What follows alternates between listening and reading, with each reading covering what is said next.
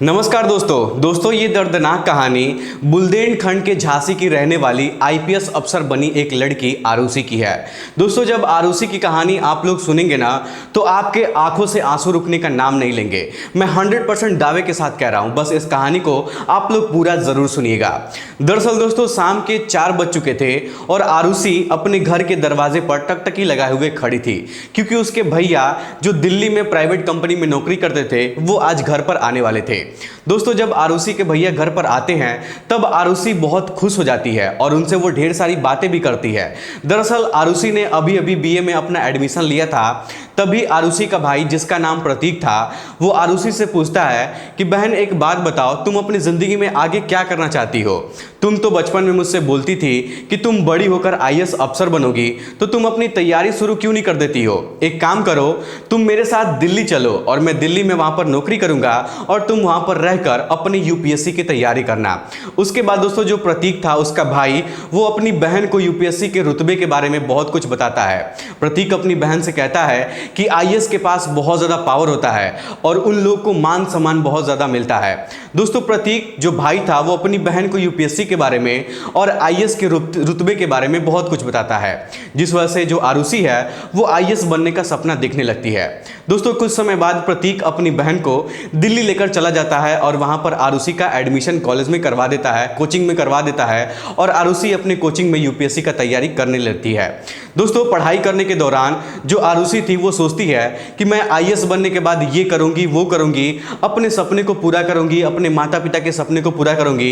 दरअसल जो आरुषि थी वो बहुत सारे सपने देखने लगती है पढ़ाई करने के दौरान ही, लेकिन वो पढ़ाई में ज़्यादा ध्यान नहीं देती थी। जितना ज़्यादा यूपीएससी तैयारी करने वाले एक लड़के समय देते हैं अपने पढ़ाई को, उतना समय वो अपने पढ़ाई को नहीं दे पाती थी।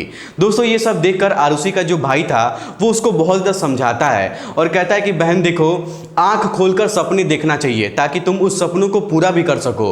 अगर ऐसे ही तुम घूमती फिरती रहोगी और पढ़ाई पर ध्यान नहीं दोगी तो यूपीएससी कैसे क्लियर कर पाओगी। दोस्तों उस दिन आरुषि का जो भाई है वो आरुषि को बहुत ज़्यादा समझाता है और फिर आरुषि के लिए एक टाइम टेबल भी बना कर देता है और कहता है कि इसी टाइम टेबल के अकॉर्डिंग तुम अपना रोज रोज का शेड्यूल बना लो और इसी टाइम टेबल पर तुम अपना पढ़ाई करो और अपना सारा काम करो। दोस्तों जो आरुषि थी वो उसी टाइम टेबल को फॉलो करने लगती है। उसमें हर एक चीज़ छोटी छोटी बातें लिखी हुई थी कि पढ़ाई करने का समय इतना से इतना होना चाहिए, घूमने फिरने का समय इतना से इतना होना चाहिए, एक एक करके सब कुछ उसमें लिखा हुआ था। दोस्तों आरुषि उस टाइम टेबल को फॉलो करने लगती है और उसी टाइम टेबल पर अपनी पढ़ाई शुरू कर देती है। लेकिन एक दिन आरुषि का भाई फोन करके आरुषि को बताता है कि मेरा ट्रांसफर बेंगलुरु हो गया है और अब उसको दिल्ली से बेंगलुरु जाना पड़ेगा। दोस्तों कुछ दिनों बाद प्रतीक दिल्ली छोड़कर बेंगलुरु में जाकर अपना जॉब करने लगता है और आरुषि जो है वो इधर दिल्ली में अब अकेली पड़ जाती है। चूंकि दिल्ली में आरुषि का कोई दोस्त मित्र नहीं थे, इसलिए आरुषि मन लाकर पढ़ाई करती है और जब उसका मन नहीं लगता था तब अपने भाई से फोन करके बातचीत कर लेती थी और अपने माता पिता से, अपने घर वालों से जब भी समय मिलता था तो फोन करके बातचीत कर लेती थी।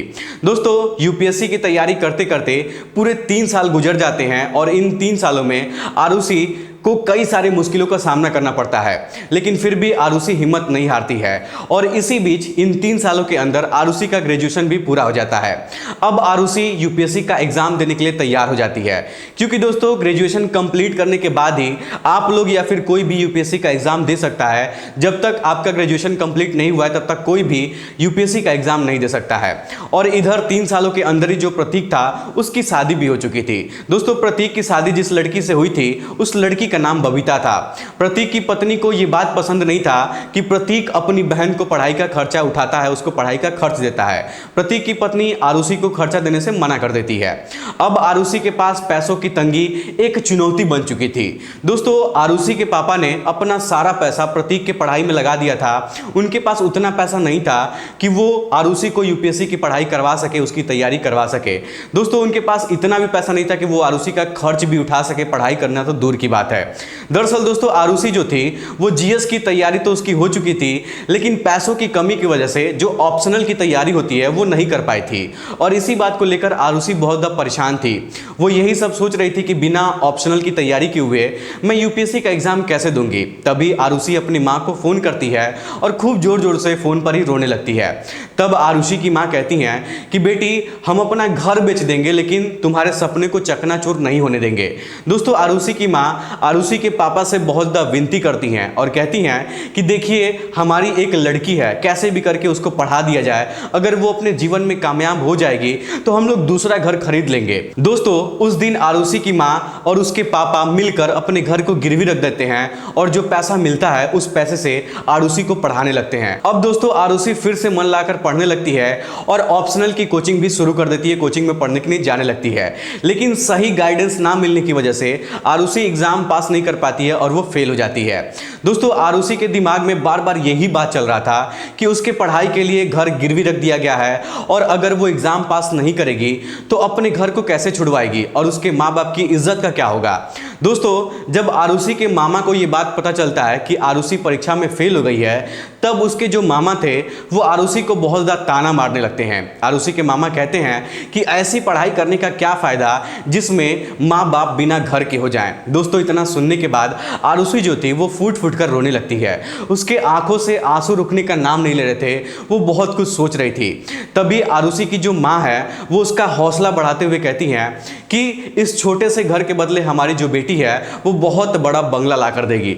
दरअसल आरुषि की माँ का इशारा जिला अधिकारी के बंगले की तरफ था, क्योंकि जब यूपीएससी क्लियर हो जाती है तब उसको जिला अधिकारी का बंगला मिलता है। दोस्तों आरुषि अब अपनी माँ की बातों को सुनती है तो उसके अंदर फिर से एक जान आ जाती है। तभी आरुषि अपनी माँ के सर पर हाथ रख के कसम खाती है कि जिंदगी में कुछ भी हो जाएगा लेकिन मैं माँ का सपना किसी भी कीमत पर पूरा करूंगी, एक ना एक दिन आईएएस अधिकारी बनकर जरूर लौटूंगी। दोस्तों उस दिन के बाद से जो आरुषि है वो और जी जान लाकर पढ़ाई करने लगती है और अपने सीनियर लोगों से मदद लेकर ऑप्शनल का अपना प्रिपरेशन भी करने लगती है। दोस्तों वो बहुत ज़्यादा मन लाकर अच्छे से पढ़ाई करती है क्योंकि आरुषि जो पिछली बार गलती कर चुकी थी उस गलती को दोहराना नहीं चाहती थी। कुछ महीने बाद आरुषि अपना एग्ज़ाम देती है और एग्ज़ाम के बाद जब इंटरव्यू भी देती है तो उसके बाद वो रिजल्ट का अपने इंतज़ार करने लगती है। तभी अचानक एक दिन उसके घर पर फ़ोन आता है कि उसके माँ की तबीयत खराब हो गई है और आरुषि को झांसी जाना पड़ जाता है। दोस्तों आरुषि घर पर रहकर अपनी माँ का अपनी मम्मी का ख्याल रखती है, लेकिन उसकी मम्मी जो थी वो बार बार कहती थी कि तुम चिंता मत करो, सब कुछ ठीक हो जाएगा, तुम जरूर एग्जाम में पास हो जाओगी, इस बार तुमको लोगों को जवाब देना है। लेकिन दोस्तों आरुषि की माँ की जो तबीयत थी वो दिन प्रतिदिन खराब होती जा रही थी और उसको अस्पताल में एडमिट करवाना पड़ जाता है। दरअसल अस्पताल में एक दिन का खर्चा पूरे 5,000 रुपये आ रहा था और आरुषि बहुत ज़्यादा परेशान थी कि इतना पैसा इतना वो कहां से जुटाएगी, हॉस्पिटल का पैसा कहां से भरेगी। इधर उसकी जो मां थी उसकी तबीयत लगातार खराब होती जा रही थी।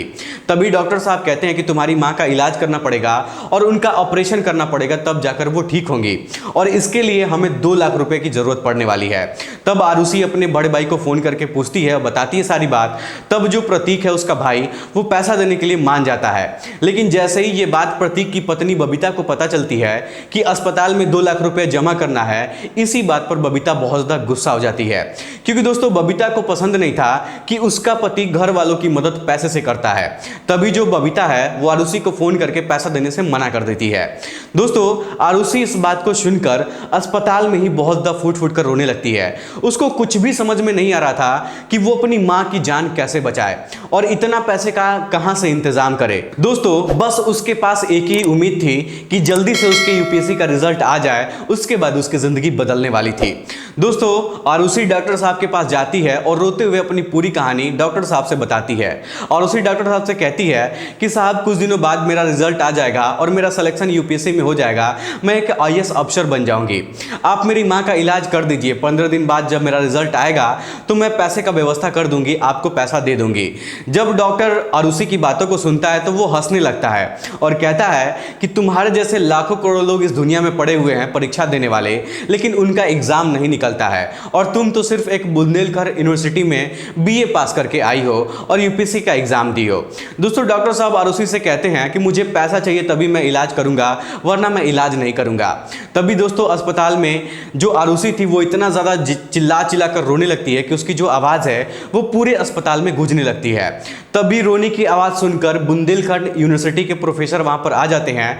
दरअसल यूनिवर्सिटी के जो प्रोफेसर थे वो जो प्रोफेसर साहब थे वहाँ पर अपनी पत्नी का इलाज करवाने के लिए आए थे। जब वहाँ पर आने के बाद वो आरुषि को देखते हैं तो वो आरुषि को पहचान जाते हैं। वो प्रोफेसर साहब डॉक्टर साहब के बहुत अच्छे दोस्त भी थे। प्रोफेसर साहब जब आरुषि का चेहरा देखते हैं तो उनको याद आ जाता है कि ये लड़की तो बुंदेलखंड यूनिवर्सिटी की गोल्ड मेडलिस्ट है। दोस्तों उसके बाद प्रोफेसर साहब आरुषि से पूछते हैं कि बेटा बताओ तुम्हारे साथ क्या हुआ है, क्या तकलीफ है। तब आरुषि अपनी पूरी कहानी उस प्रोफेसर साहब को बताती है और कहती है कि बस 15 दिन बाद मेरा यूपीएससी का रिजल्ट आ जाएगा, मैं एग्जाम पास कर जाऊंगी, मुझे भरोसा है और मेरा इंटरव्यू भी हो चुका है, मेरा एग्जाम भी हो चुका है, बस मेरा रिजल्ट आना बाकी है। जब रिजल्ट आ जाएगा तो मैं डॉक्टर साहब को पैसा दे दूंगी। मैं उनसे कह रही हूं कि आप मेरी मां का इलाज कर दीजिए और उनका ऑपरेशन कर दीजिए, लेकिन वो मेरी बातों को मानने के लिए तैयार नहीं है। दोस्तों जो प्रोफेसर साहब थे उनका नाम अमित अग्रवाल था और वो झांसी के जाने माने प्रोफेसर थे। प्रोफेसर साहब डॉक्टर के अच्छे खासे मित्र थे, तो वो डॉक्टर साहब से बातचीत करते हैं और अपनी जिम्मेदारी पर उसकी मां का ऑपरेशन करवा देते हैं। क्योंकि दोस्तों प्रोफेसर साहब को पता था कि जो आरुषि है वो बुंदेलखंड यूनिवर्सिटी की गोल्ड मेडलिस्ट लड़की है और वो पढ़ने में बहुत तेज थी।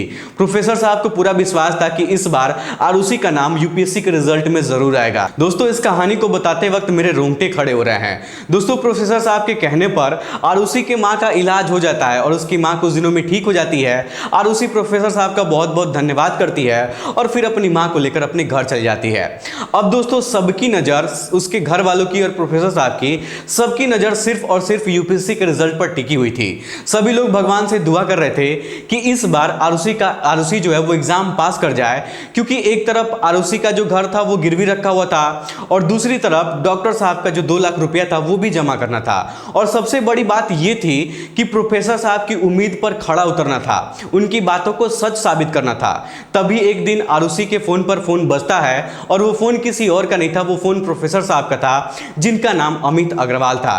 दोस्तों अमित अग्रवाल आरुषि से बोलते हैं कि तुमने यूपीएससी की परीक्षा टॉप कर लिया है, झांसी के साथ साथ तुमने बुंदेलखंड विश्वविद्यालय का नाम भी रोशन किया है।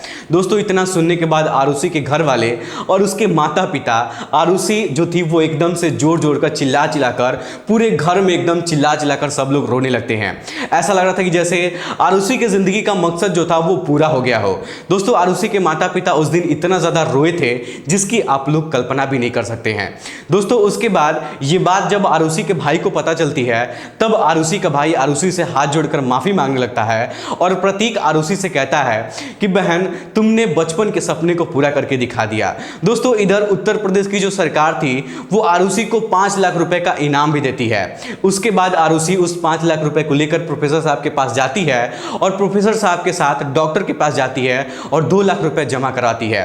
दोस्तों डॉक्टर साहब को वो धन्यवाद बोलती है, उनको मिठाई भी खिलाती है और उसी डॉक्टर साहब से कहती है कि साहब आप मेरे ऊपर विश्वास नहीं कर रहे थे, लेकिन देखिए आप मेरे बारे में मानने के लिए तैयार नहीं थे, लेकिन देखिए आज मैं एग्जाम पास कर चुकी हूँ और मैं एक आईएएस अफसर बन चुकी हूँ। दोस्तों उस दिन डॉक्टर को भी अपने ऊपर शर्मिंदगी महसूस हो रही थी कि उस दिन मुझे इसके बातों पर विश्वास कर लेना चाहिए। दोस्तों आरुषि अब एक आईएएस अफसर बन चुकी थी और अपनी मम्मी के बंगले वाली बात को सच साबित कर चुकी थी। दोस्तों आरुषि के जज्बे को मैं दिल से धन्यवाद करना चाहता हूं। इस कहानी को लिखते वक्त दोस्तों मेरे आंखों से आंसू टपक गए थे। दोस्तों वाकई में आरुषि की जो कहानी है, उसकी जीवन की जो जर्नी है वो बहुत ही ज्यादा दुख भरी है। दोस्तों अगर आप लोग भी अपने लक्ष्य के लिए खुद को समर्पित कर देंगे 24 घंटा, अपने लक्ष्य के बारे में 24 घंटा सोचते रहेंगे, तो मैं दावे के साथ कह रहा हूं कि अपनी जिंदगी को अगर 3 साल तक अपने लक्ष्य के बारे में पूरा बर्बाद कर देंगे अपने लक्ष्य के ऊपर, तो 99% चांस है कि आपको वो सफलता मिल जाएगी और आप अपनी जिंदगी में सफल हो जाएंगे। दोस्तों कोई भी काम खराब नहीं होता है। अगर आपका मन पढ़ाई में लगता है तो सिर्फ और सिर्फ पढ़ाई करिए और एक ना एक दिन आपको उस क्षेत्र में सफलता जरूर मिलेगी। दोस्तों अगर आपका मन किसी और चीज में लगता है तो उसी चीज में आप अपना समय दीजिए, उसी काम में आपको सफलता जरूर मिलेगी। फिलहाल दोस्तों आप लोग आरुषि और आरुषि के माता पिता और उसके घर वालों के बारे में और आरुषि के जिंदगी के सफर के बारे में आप लोग क्या कहना चाहेंगे, अपनी राय हमें कमेंट बॉक्स में जरूर बताइएगा। दोस्तों आरुषि सच में एक बहुत बड़ी हिम्मत वाली है और ऐसे लड़की को मैं दिल से सलाम करना चाहता हूं। फिलहाल दोस्तों आज के इस वीडियो में इतना ही। वीडियो पसंद आए तो वीडियो को लाइक और चैनल को सब्सक्राइब जरूर करिएगा। आप सभी लोगों का बहुत बहुत धन्यवाद।